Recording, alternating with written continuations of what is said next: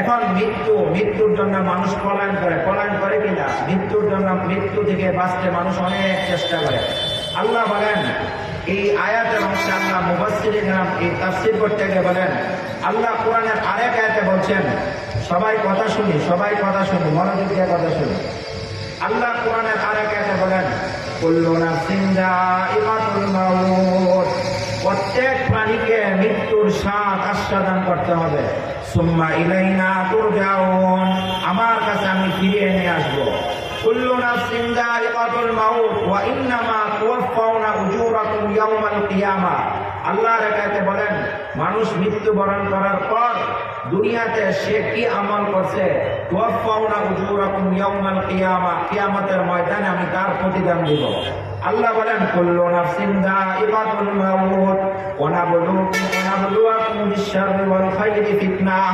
আমি মানুষকে মৃত্যু দেই, এর আগে আমি মানুষকে সন্তানাদি দিয়ে, ভালো জিনিস দিয়ে, খারাপ জিনিস দিয়ে আমি মানুষকে পরীক্ষা করি।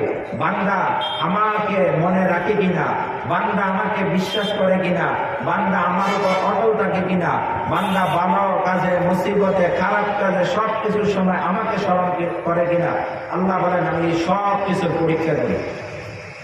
মানুষ, হাদিস শরীফের মধ্যে আছে, মানুষ বিভিন্ন জিনিস থেকে পলায়ন করার চেষ্টা করে, মানুষ মৃত্যু থেকে পলায়ন করার চেষ্টা করে, কিন্তু মানুষ মৃত্যু থেকে পলায়ন করে সে বাঁচতে পারে না।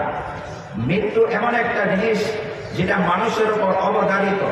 মৃত্যু এমন একটা জিনিস যেটা ধনী গরিব সকলের উপর এটা অবধারিত। আল্লাহ পাক রব্বুল আলামিন যে কোরআনে বলেন, কুল্লু নাফসিন যায়িকাতুল মাউত, প্রত্যেক প্রাণী মৃত্যুর স্বাদ আস্বাদন করতে হবে।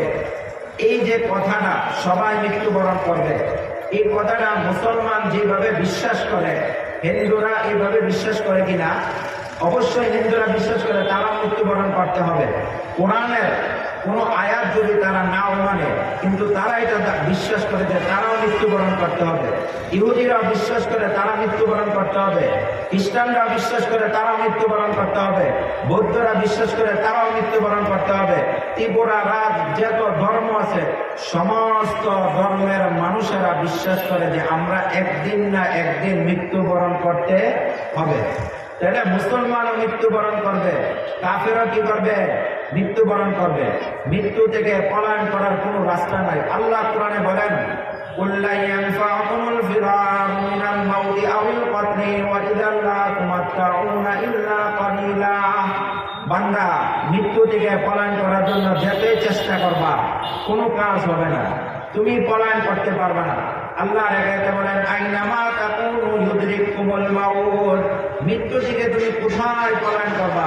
ওয়ালাউ কুনতুম ফি বুরুজিন মুশাইয়াদা, যদি দুর্গের মধ্যে, প্রাচীরের মধ্যে থাকো, যদি তুমি গ্লাসের মধ্যে থাকো যাতে আজরাইল না ঢুকতে পারে, যে জায়গার মধ্যে একটা মশা ঢুকতে পারে না, তুমি এমন ব্যবস্থা করে রয়েছো যেখানে মশা ঢুকতে পারে না, মশা ঢুকতে হলে তোমার অনুমতি লাগে, এমন জায়গার মধ্যেও আল্লাহ বলেন, কুনতুম ফি বুরুজিন মুশাইয়াদা, অবশ্যই সেখানে গিয়েও আজরাইল তোমার জান কবজ করবে।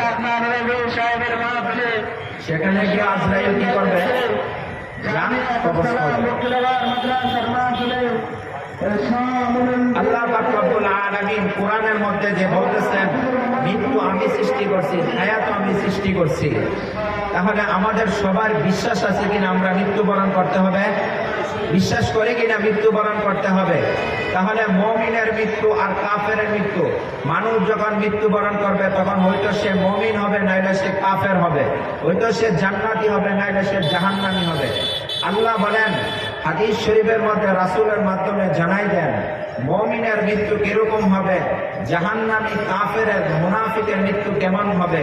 আল্লাহ হাদিসের মধ্যে বলেন, আল্লাহ রাসূল সাল্লাল্লাহু আলাইহি ওয়াসাল্লাম হাদিসের মধ্যে বলেন, মুসলিম শরীফের হাদিস, রাসূল সাল্লাল্লাহু আলাইহি ওয়াসাল্লাম একদিন এক সফরে বের হওয়ার সময় তিনি পথিমধ্যে এক জানাজার মধ্যে উপস্থিত হয়েছেন। সাহাবী বলেন, খরাজনা মা রাসূলিল্লাহি সাল্লাল্লাহু আলাইহি ওয়াসাল্লাম ফি জানাজাতি রাজুলিন মিনাল আনসার, আমরা রাসূলের সাথে এক আনসারী সাহাবীর জানাজায় উপস্থিত হয়েছি। আমরা বের হয়েছি জানাজা পড়ার জন্য।